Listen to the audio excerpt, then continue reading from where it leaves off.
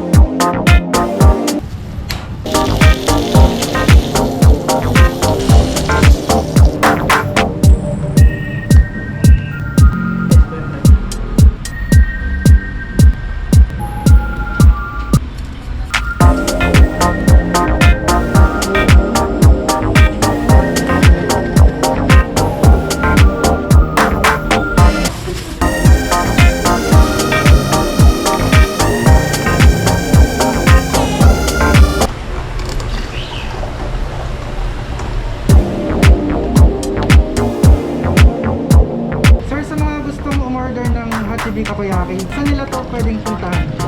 Located po kami sa Barangay Halang National Highway. Meron din tayong branch sa Milagrosa, Cabuyao, Paranaque, and Pasig po. Then sa mga gusto mag-order para mas madali, pwede tayong mag-order sa page natin at Hachibi Takoyaki. And meron din po tayo sa Food Panda app. Jaran! Orders complete po, sir. Hindi po.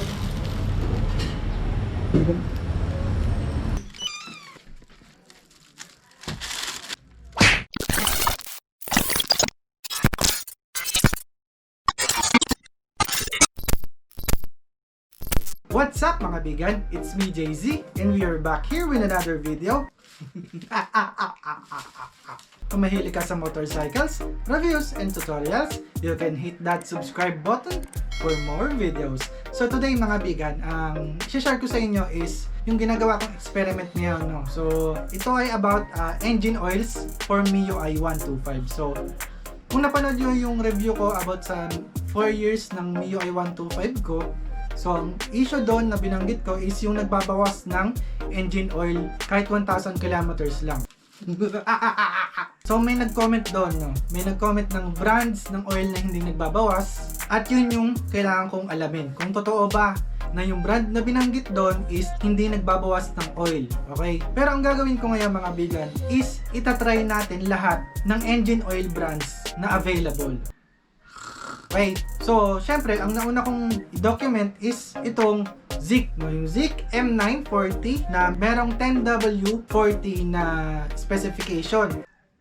And fully synthetic po ito mga bigan. May laman na to, so ibig sabihin yung 1,000 km na usage ko ng motor ko at binalik ko siya sa battle na to. So hindi ko muna sasabihin kung ilan yung natira.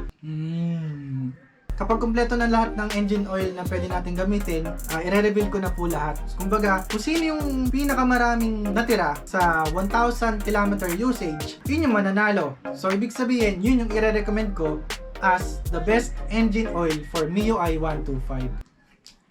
Given dun sa issue na nabanggit ko, which is nagbabawas nga ng oil.